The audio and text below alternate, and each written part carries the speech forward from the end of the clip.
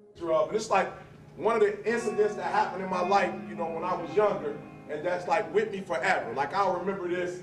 It was just like a little boxing match, but it was like life-changing, right? And so y'all know who Mike Tyson is.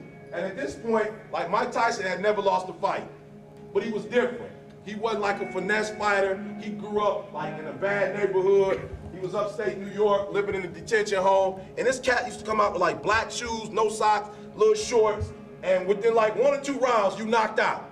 Like everybody, he just bop, bop, they just drop it to the ground.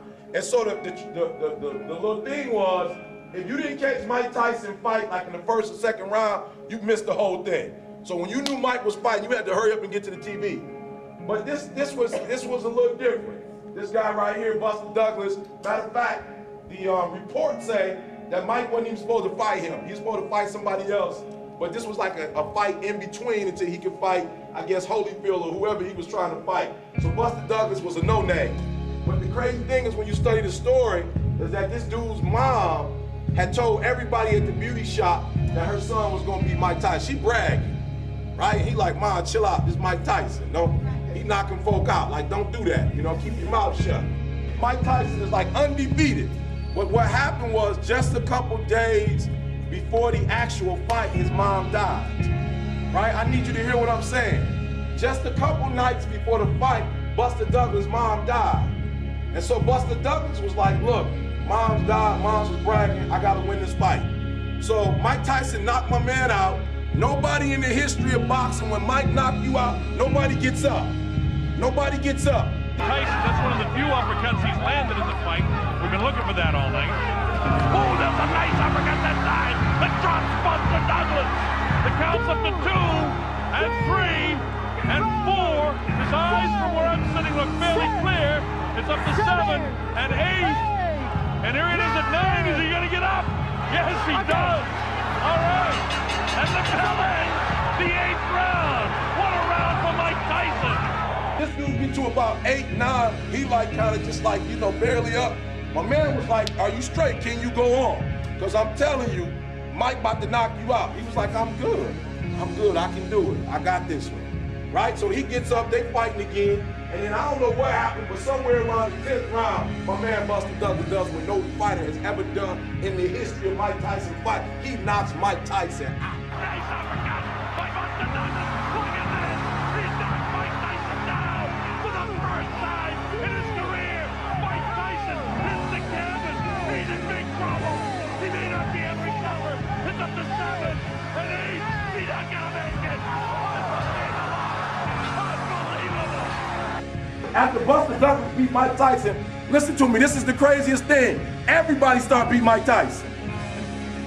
Like, listen to me, you're not hearing me. Nobody could beat this guy until Buster Douglas proved he could get beat.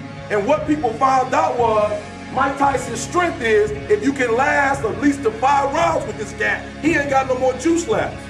Like, the reason he knocked you out in the first 5 is because he don't have no stamina. And if he can't get you in 5, he can't get you. And all you gotta do is outlast it. There's some things in life that all you gotta do is outlast it.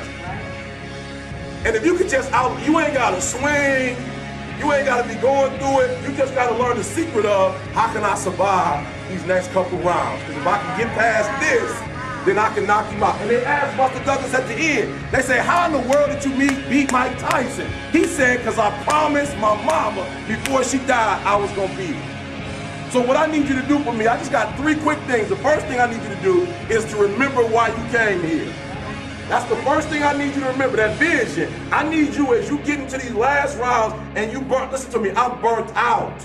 I didn't even go home today. I just was typing. Tim City was like, hey, E, you've been up all day and I'm just working on this project, right? I'm doing a lit review. I'm burnt out. I can't see nothing. I don't even know the words I'm looking at, right? Tim knocked out, right? And I'm listen to me, I'm doing it. I'm remembering E.T., you a high school dropout. If you can get your PhD, you will inspire people all over the world. Don't quit. The secret is in not giving up. Everybody who's done something great, they weren't that deep. What they had was resiliency. They had the ability to bounce back. That's what they had. So all the greats, they didn't quit. Number 2, no matter how impossible your situation may seem, stay on course.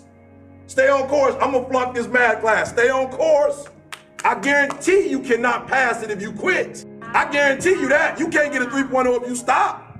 I guarantee you're going to fail, but you don't know what's going to happen if you keep going. Watch number 3. When problems seem more than you can bear, develop staying power. Do what you got to do, right? Get the right people in your 5. Get those motivational people in your 5, right? Stay in power. Get your poems. Stay in power. Watch your movies, right? We watched the other day. I was like, man, I'm going through it. So I put on Gladiator.